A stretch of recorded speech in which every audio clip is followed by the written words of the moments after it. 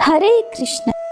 और हमारे चैनल पर हर दिन नियम से वैशाख मास महात्म्य की कथाएं सुनाई जाएंगी। आज के अध्याय का शुभारंभ करते हैं। वैशाख मास महात्म्य का पहला अध्याय। भगवान नारायण, नरश्रेष्ठ नर, देवी सरस्वती तथा महर्षि वेदव्यास जी को नमस्कार करके भगवान की विजय गाथा से परिपूर्ण इतिहास पुराण आदि का पाठ करना चाहिए।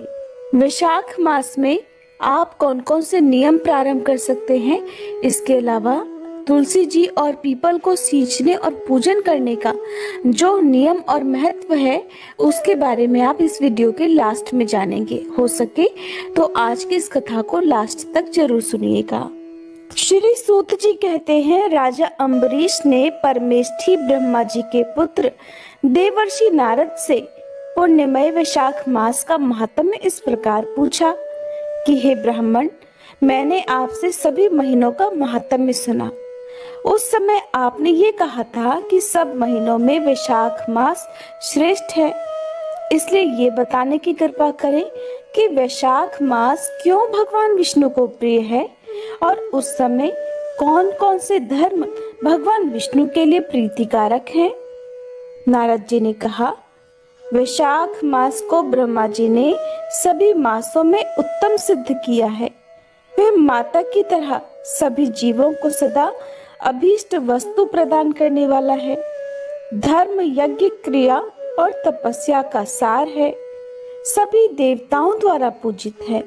जैसे विद्याओं में वेद विद्या, मंत्रों में प्रणव, वृक्षों में कल्प वृक्ष, धेनुओं में कामधेनु, देवताओं में श्री विष्णु, वर्णों में ब्राह्मण, प्रिय वस्तुओं में प्राण, नदियों में गंगा जी, तेजों में सूर्य, अस्त्र शस्त्रों में चक्र, धातुओं में स्वर्ण, वैष्णवों में शिवजी तथा रत्नों में कौस्तुभ मणि है। उसी प्रकार धर्म के साधनभूत महीनों में वैशाख मास सबसे उत्तम है। संसार में इसके समान भगवान विष्णु को प्रसन्न करने वाला कोई दूसरा मास नहीं है। जो वैशाख मास में सूर्योदय से पहले स्नान करता है उससे भगवान विष्णु निरंतर प्रीति करते हैं, उस पर सदा प्रसन्न रहते हैं। पाप तभी तक गरजते हैं जब तक जीव वैशाख मास में प्रातः काल जल में स्नान नहीं कर लेता। हे राजन, वैशाख के महीने में सभी तीर्थ आदि देवता तीर्थों के अलावा बाहर के जल में भी सदैव स्थित रहते हैं। भगवान श्री विष्णु की आज्ञा से मनुष्यों का कल्याण करने के लिए वे सूर्योदय से लेकर 6 दंड के भीतर वहां उपस्थित रहते हैं। वैशाख के समान कोई मास नहीं है, सतयुग के समान कोई युग नहीं है, वेद के समान कोई शास्त्र नहीं है और गंगा जी के समान कोई तीर्थ नहीं है। जल के समान दान नहीं है, खेती के समान धन नहीं है और जीवन से बढ़कर कोई लाभ नहीं है। उपवास के समान कोई तप नहीं, दान से बढ़कर कोई सुख नहीं, दया के समान धर्म नहीं, धर्म के समान मित्र नहीं, सत्य के समान यश नहीं, आरोग्य के समान उन्नति नहीं, भगवान विष्णु से बढ़कर कोई रक्षक नहीं और वैशाख मास के समान संसार में कोई पवित्र मास नहीं है, ऐसा विद्वान पुरुषों का मानना है। वैशाख श्रेष्ठ मास है और शेष शाही भगवान विष्णु को सदा प्रिय है। सब दानों से जो पुण्य होता है और सब तीर्थों में जो फल होता है उसी को मनुष्य वैशाख मास में केवल जलदान करके ही प्राप्त कर लेता है। जो जलदान करने में असमर्थ हैं, ऐसे ऐश्वर्य की अभिलाषा रखने वाले पुरुष को उचित है कि वह दूसरों को प्रबोध करे, अर्थात दूसरों को प्रोत्साहित करे, दूसरे को जलदान का महत्व समझाए।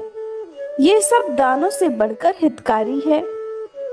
जो मनुष्य वैशाख मास में सड़क पर यात्रियों के लिए प्याऊ लगवाता है वह विष्णु लोक में प्रतिष्ठित होता है। राजन, प्रपादान अर्थात पौंसला या प्याऊ देवताओं, पितरों और ऋषियों को अत्यंत संतुष्ट करने वाला होता है। जिसने प्याऊ लगाकर रास्ते के थके मांदे मनुष्यों को संतुष्ट किया है, उसने श्री ब्रह्मा, विष्णु और शिवजी आदि देवताओं को संतुष्ट कर लिया है। राजन, वैशाख मास में जल की इच्छा रखने वाले को जल, छाया चाहने वाले को छाता और पंखे की इच्छा रखने वाले को पंखा देना चाहिए।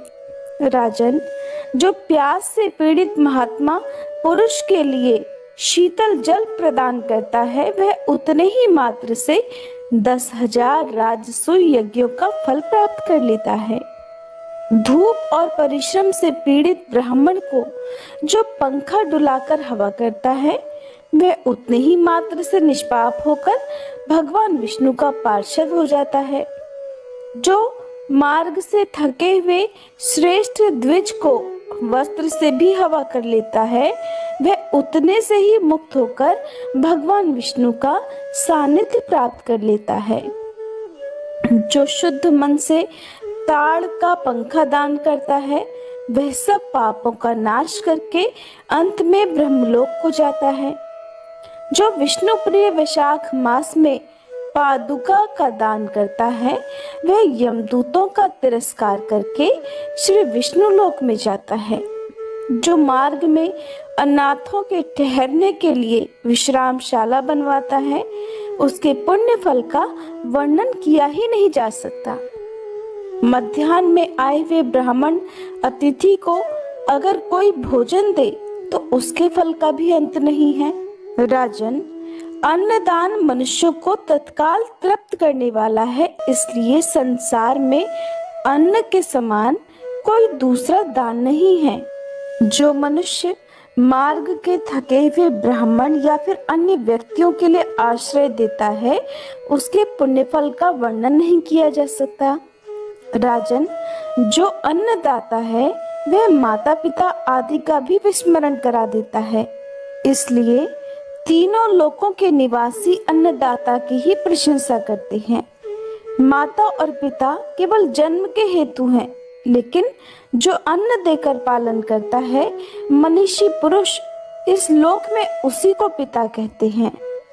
नारद जी कहते हैं, वैशाख मास में धूप से तपे और थके मांदे ब्राह्मणों को या अन्य व्यक्तियों को श्रम नाशक सुखद पलंग देकर मनुष्य कभी जन्म मृत्यु आदि के क्लेशों से कष्ट नहीं पाता। जो वैशाख मास में पहनने के लिए कपड़े और बिछाने के लिए बिछावन देता है, वह उसी जन्म में सभी भोगों से संपन्न हो जाता है और सभी पापों से रहित होकर ब्रह्म निर्वाण अर्थात मोक्ष को प्राप्त कर लेता है। जो तिनके की बनी हुई या अन्य खजूर आदि के पत्तों की बनी हुई चटाई का दान करता है, उसकी उस चटाई पर साक्षात भगवान विष्णु सोते हैं। चटाई देने वाला बैठने और बिछाने आदि में सब ओर से सुखी रहता है। जो सोने के लिए चटाई और कंबल देता है, वह उतने ही मात्र से मुक्त हो जाता है। निद्रा से दुख का नाश होता है, निद्रा से थकावट दूर होती है और वह निद्रा चटाई पर सोने वाले को सुखपूर्वक भी आ जाती है। धूप से कष्ट पाए हुए श्रेष्ठ ब्राह्मण को जो सूक्ष्मतर वस्त्र दान करता है, वह पूरी आयु और परलोक में उत्तम गति को प्राप्त करता है। जो पुरुष ब्राह्मण को फूल और रोली देता है, वह लौकिक भोगों का भोग करके मोक्ष को प्राप्त कर लेता है। जो खस, कुश और जल से वासित चंदन देता है, वह सब भोगों में देवताओं की सहायता प्राप्त करता है और उसके पाप और दुख की हानि होकर परमानंद की प्राप्ति होती है।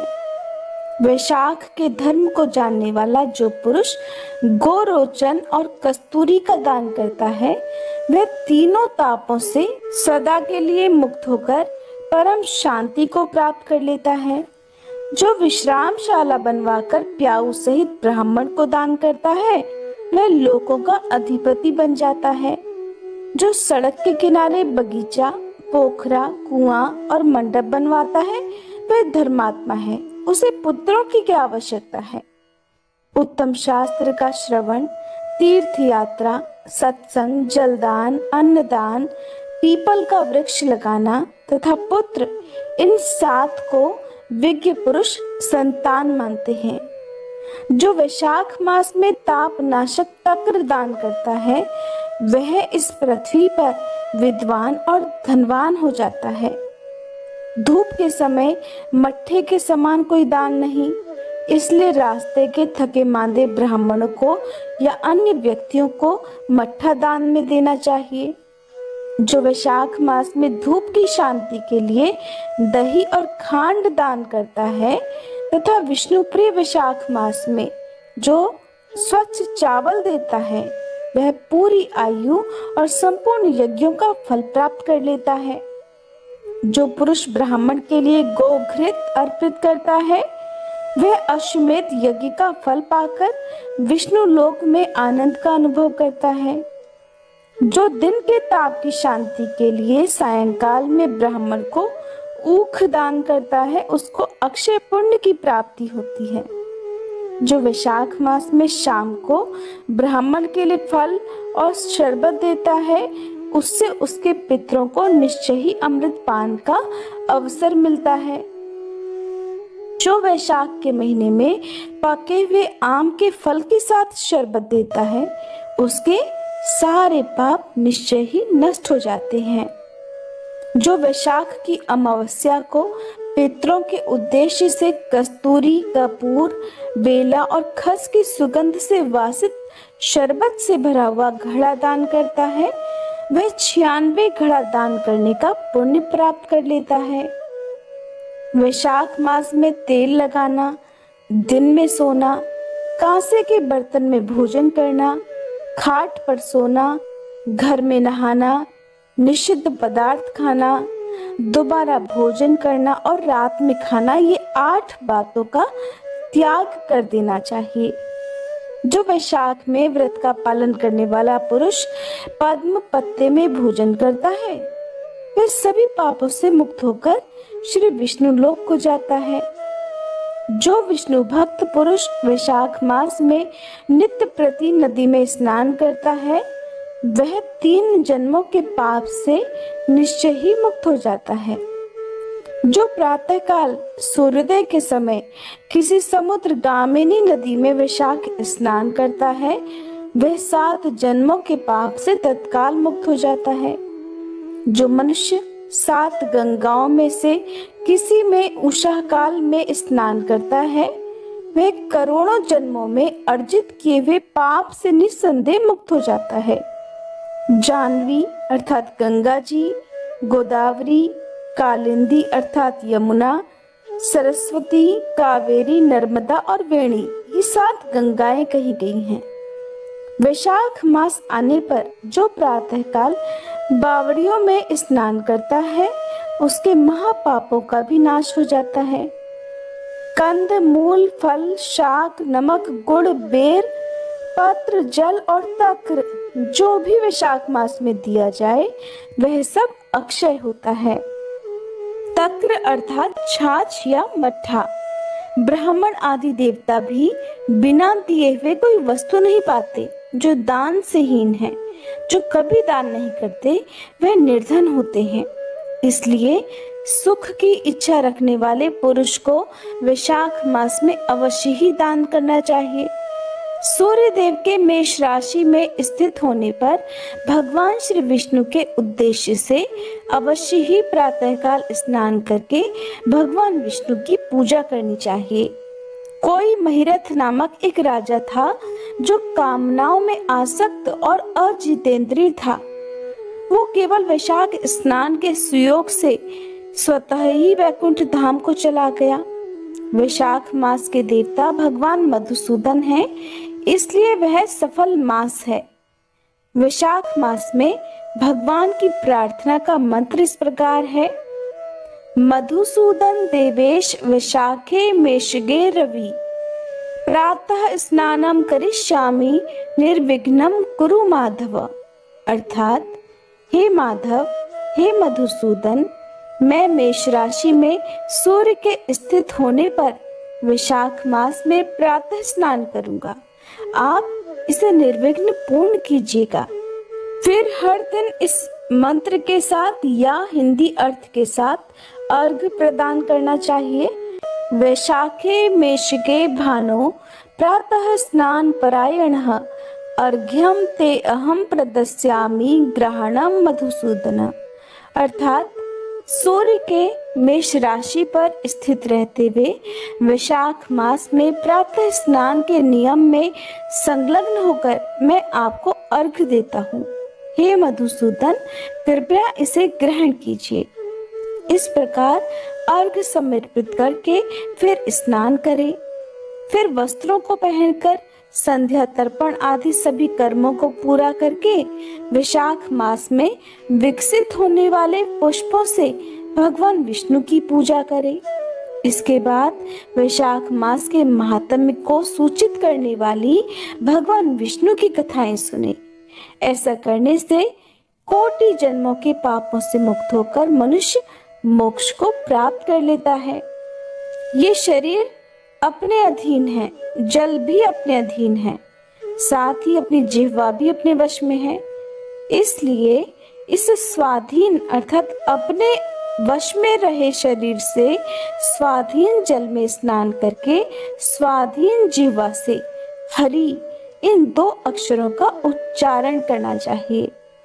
जो वैशाख मास में तुलसी दल से भगवान विष्णु की पूजा करता है वह श्री विष्णु की सायुज्य मुक्ति को प्राप्त कर लेता है।